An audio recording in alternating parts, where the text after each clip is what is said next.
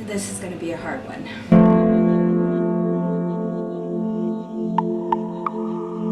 Hey guys, welcome back to my channel. So as promised, I wanted to get another story time video up for you guys since my other video was completely blah, like all the footage was corrupted and I wasn't able to use it. So to make up for that, I wanted to film another story time video for you guys. Now this story time is not one that is for entertainment purposes. It's very serious and it's very hard for me to talk about just because it was such a traumatic experience in my life and it was very hard for me at that time. So as you guys can tell by the title, it is not clickbait. So this is my story.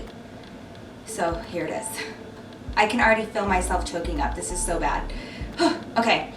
I was 15 years old and I was a sophomore in high school. And I had PE as an elective, and it was the end of the semester, so we had a semester end like final exam in PE, which was basically a physical test, and we did all kinds of things, you know, climbing on the ropes, you know, doing suicides, all that jazz, right? So as usual, when you work out like that, your body gets sore, right? So my whole body was sore, and I was used to being sore in high school, you know, climbing up tons of flights of stairs, being extremely active, sports, everything like that. So being sore wasn't something that was weird. But what I remember was I was feeling really sore, and it was right after this test. I remember this like it was yesterday. And I was feeling really sore, and gradually all the soreness was going away as the weeks went on. But there was one part of my body that remained really sore, and it literally felt like I just worked out this part really, really well. So it was my left shoulder, and my left shoulder was just feeling really sore. You know, like when you lift weights or you do like shoulder exercises, that part right there gets really sore. So all the rest of the soreness on my body, my legs, my arms, like everything, it was gone, but that part just stayed really sore. So I just attributed it to, you know, this is my left arm. It's not my strongest arm, so maybe it's just going to take a little longer for the soreness to go away. That was my mistake. I had the soreness for about 2 weeks, and then it started getting worse. And I didn't know if I had hurt it, if I had pulled a muscle. I didn't know what was going on. But at 15, you really think that you're invincible. Nothing bad is gonna happen. You know, you're 15, you're really young, you're healthy, you're strong, whatever. I got into the shower one day, and when I got out, I had the towel around me, and I stood in the mirror and I saw this bump on my left shoulder. So it was like the size of a tennis ball. It was that big, and it looked like it was just sitting on my shoulder. And I freaked out. So I went to my mom and I stood in front of her with the towel, and I was like, Mom, do you see a difference between this shoulder and this shoulder? And she was trying not to freak out, I could tell, but she was like, yeah, we need to take you to go see a doctor. So I was like, okay. And she was like, don't worry about it. It could be anything. It could be, you know, just swollen right there. You never know. So I was like, okay. So she scheduled an appointment with a doctor to give me an exam. And everything happened really quickly from this point on. So I went to that appointment, and they took my vitals, everything was fine, and they went ahead and they took a look at that huge bump on my shoulder. Immediately, cancer was thrown out there, and like definite, right? So the doctor was just like, you have cancer. Now keep in mind, I was 15. And I was not worried about health or anything like that. I was worried about homecoming and, you know, 15-year-old girl stuff. So this was, I couldn't even process what was being told to me. But my mom was really adamant about having a specialist look at me before we went through anything else. So she had a specialist, one of the top tumor specialists in the United States, fly into Denver to come and see me. So he came, I think it was like the next day. I went right back to the hospital, and it was like emergency, urgent. He took a look, and I had to go through all of these scans, MRI scans, x-rays, do all my vitals, blood work. They took a ton of blood from me, and the tumor specialist looked over everything. Now, the exams and I think the worst part was just not knowing what was going on. When you feel like I felt healthy. There was nothing wrong with me. All I had was just a soreness on my left shoulder. So it's very hard to have someone tell you that you're that sick and you don't feel like it. So they had me, I remember just feeling like I was in a nightmare, and they had me in this MRI scanner, and they stuck me in there, and it was very loud, and it was very, there was no room in there. It felt like a coffin, and they had me in there for about an hour. It was a really long time, and they took multiple scans, and they tried to like keep my mind off of it with trying to play like a movie inside of the scanner, but you know where you are. And so I was really nervous. So the scans came back, and the test results came back, and the tumor specialist looked over my test results.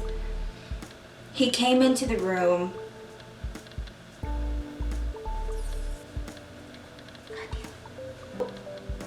He came into the room, he introduced himself.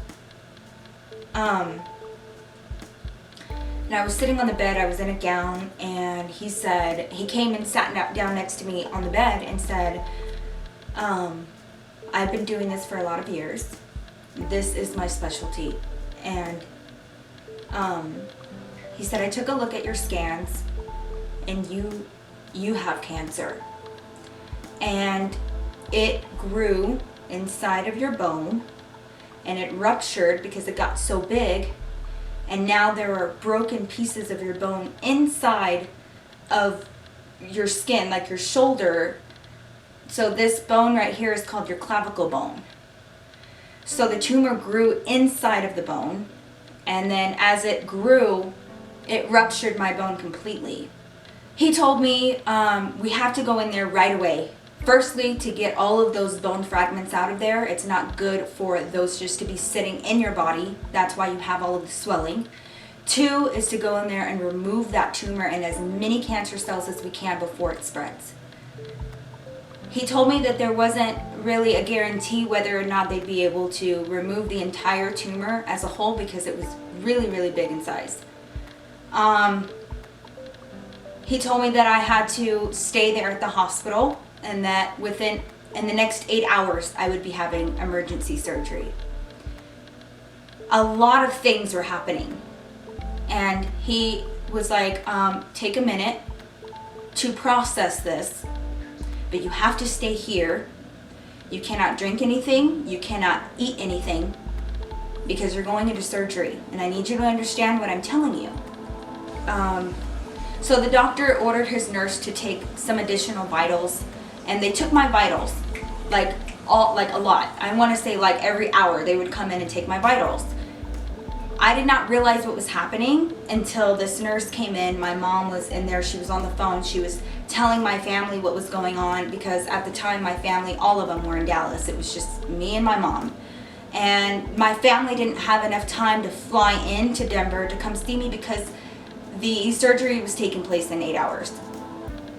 So a nurse walked in to take my vitals, and at the time I was in high school and my hair was really long. It was like down to my waist, and it was really curly because I didn't have the patience to do my hair back then.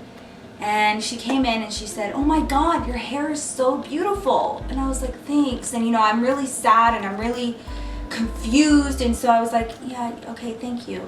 And she was like, it's just really sad because it's gonna fall out with the chemo. I lost it. I could not contain myself anymore. My mom ran after that nurse, and there was like all this commotion because she said something that mean to me, and I was 15. My mom and I took a break after they took my vitals. They let us go, but we had to stay inside of the hospital. So we took off, and we she was like, you need to breathe and you need to process what's happening, so we're gonna take a walk. Let's go take a walk. All I remember is walking down the hallway and everything just seeming to come close to my face. Like the whole room was closing in on me. The floor was moving side to side and I could not breathe. I was having a panic attack and I stopped breathing because I was so scared. God, you would think that I would like not be so emotional about this anymore. I just remember my mom picking me up off the floor. I lost balance and I felt like I couldn't walk. I felt like I couldn't stand, and my mom was picking me up off the floor and she was like, "You're stronger than this. You can do this. It's fine. You're gonna be fine. You don't believe what they tell you. You are going to be okay." So she was trying to talk me through it. She got my grandmother on the phone. My grandmother's a nurse. I get on the phone, my grandma's talking to me and everyone's praying for me, and it was just, I didn't know what was happening. I didn't know what was going to happen. I didn't know anything at that point. Like, am I going to be on chemo for the rest of my life? Is this cancer going to take me out? What is happening? So I couldn't eat, I couldn't drink, and I was starving. I was so hungry. That's all I remember, is I was so hungry and I was so thirsty. I couldn't even have water. Next thing I know, we're going in to prepare for surgery. Put me in the gown, they put me with the hairnet and everything, or whatever, the head cap, and the anesthesiologist, they take me into the actual room where I'm having my surgery. Before they put me under, the surgeon had a Sharpie and he was marking up my body, basically showing me where he was going to be taking the tumor out on my left shoulder. And then he said, "You are going to have chemotherapy at least 3 times a week for 3 months so we can get control over this cancer." He marked me right under my right boob and he said, "This is where your port is going to be." And basically what that meant is there was going to be a small plastic insert sticking out of my body at all times so that they could hook up a wire that would connect to the chemo. So when I came in for my treatments, they would just connect it. I think that was one of the scariest things for me to see him do, was to mark where they were going to be putting something that was semi-permanent for me to have my chemotherapy. And I'm looking up at the ceiling and the anesthesiologist is to my left, my surgeon and the tumor specialist are to my right. And they're just trying to calm me down. As they're talking, they're administering the anesthesia and I black out. I come to and I'm in a lot of pain. My arm's in a sling, I can't feel it. And I just hear a baby crying, like a newborn child crying. And keep in mind, I'm 15, so at the time, technically I'm not an adult, so they had me in the children's hospital. So I was in the recovery room with other children that have had surgery. And one of them was an infant. I think it had just had surgery and it was screaming bloody murder. And because when you come out of anesthesia, some people react differently than others. Some people are just really loopy. Some people are extremely agitated. It depends for me. I've had both instances, but this particular instance, I was really agitated. And I think it had a lot to do with the fact that I had not eaten and I was extremely dehydrated. So I woke up and all I could hear was that baby crying, and I couldn't do anything because I couldn't feel my left arm. Like, I felt the sling. I was looking down and I didn't know what was happening, and I just heard this baby and I was like, "Someone shut that baby up!" I was so mad. And I was like, who would have a baby right now in here crying? So the nurse, I just remember a nurse coming to me and she was like trying to, I think my wires were tangling or something, and she was trying to untangle them, and she was like, "Sweetheart, we're going to try to get that baby to stop crying, but you are in a recovery room and everything's going to be okay." And I was so agitated and I was so done with people picking and poking at me. My blood had been taken 1,000,000 times. The pressure cuff was on me, so I just lost it. Boom, punched her right in the face. I punched my nurse. I was still really out of it. And once I started calming down, my mom was like, Mija, you punched that lady in the face. And I felt so bad that I started crying. And I was like, I'm so sorry, I punched her in the face. Like, I was so upset about it. They took me to a room, and I had the strength to kind of sit up.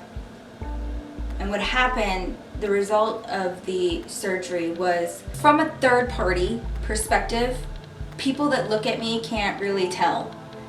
But I'm going to show you guys, and I don't usually point this out to people because it's such a personal thing for me.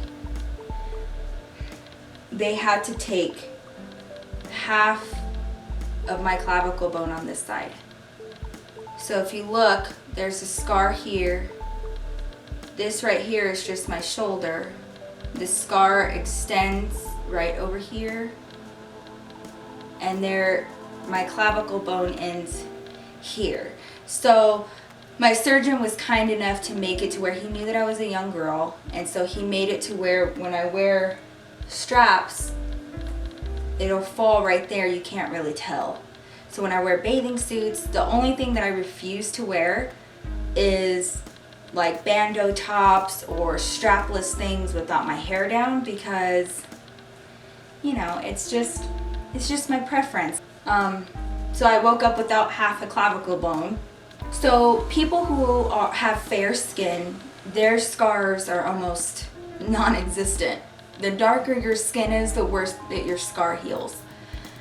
So he told me, you're gonna have a scar there for the rest of your life. And he said, you can live without your clavicle bone, but here's the catch. You are going to have to live an extremely healthy lifestyle as you get older, because there's no bone holding up that weight of your arm there. So basically what that means is that I'm going to have to maintain muscle in my shoulder, because there is a chance that if I lose my muscle tone there's nothing to hold my arm up. I could lose the ability to move this arm entirely. So at this point, we're still under the impression that I'm gonna be needing chemo. And he looked at my scans again. So they removed the tumor. I finally got to eat. And I expected them to come back and start with the port and my first session of chemo. Here is where I know that there was an angel and God himself was watching out for me. The specialist, all I could hear, I just remember I was laying in my bed in the hospital, and I could hear my mom yelling outside of my door. And she was saying, no, you're gonna tell her. You're gonna go in there and you're gonna tell her. And I was like, tell me what? Oh my God. Sure enough, the tumor specialist comes into the room. He sits down next to me again. And he says, I've been doing this for a lot of years, and I've never seen this happen before. I know what I saw. And after we removed your tumor, we saw the cancer cells spreading, and there were a lot of them. He said, I just went over your scans again, because they put me through the MRI scanner again after I had my surgery. He said, there's not one single cancer cell left in your body.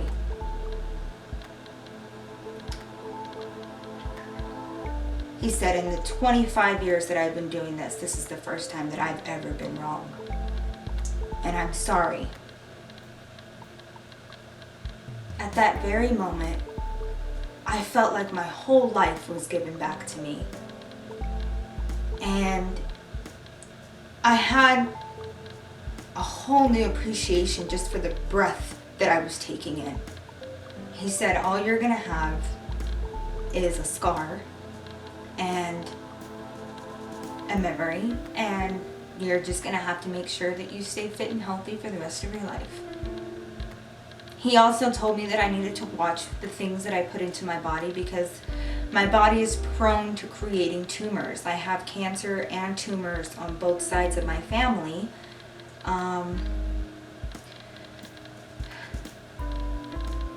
I cannot explain the feeling that I felt when he told me that. It's like he gifted me my life back.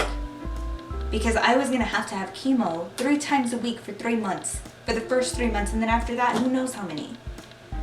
I didn't even think that I had the strength to go through the journey, and maybe I didn't. Maybe that's why I was spared, because I just may not have had the strength to do it. I missed almost 2 months of school because of this surgery. I was in a sling, but I was extremely determined. After my diagnosis, after I found out I didn't have cancer anymore, I was extremely determined to get my life back. And they had the sling. I was supposed to keep the sling on for 6 weeks. I kept it on for 2, and then I took it off. I never went to my physical therapy, and I have full range of motion with my arm, which was not supposed to be possible. I was able to train myself to have full range of motion again. The only thing that really sucked was my ability in athletics and sports. The next year I tried out for volleyball, and I did not make the team because this arm was so unbelievably weak. This was such a big part of who I am and why I am the way that I am. When this happened, this was such a big thing for me, and my life was on the line, and I felt like in a blink of an eye, 1 minute you are healthy and there's nothing wrong with you, and then the next minute you are being told that you have cancer and you're going to have chemotherapy and you may not be able to fight it. And that specialist told me that he was wrong. When he told me that I did not have cancer anymore, my whole outlook and perspective on life completely changed. At that moment, before I went through this surgery, I was still extremely quiet. I was an introvert. This very thing, this moment in my life, was what changed me forever. That is the moment when I decided I'm not going to give a shit about what anybody thinks of me.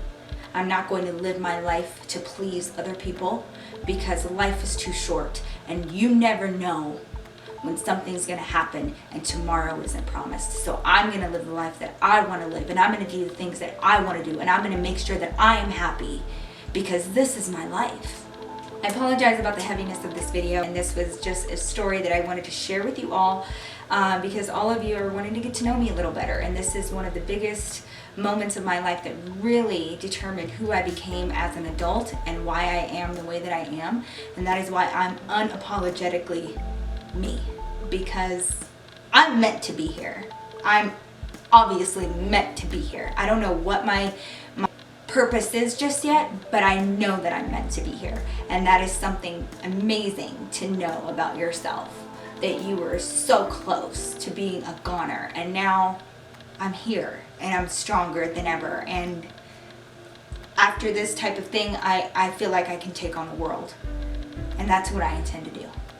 I love you guys. Thank you guys so much for checking out this video. Leave me any comments down below and let me know of anything that you've been through, any surgeries, any scary moments, any terrifying moments that have changed who you are for the better.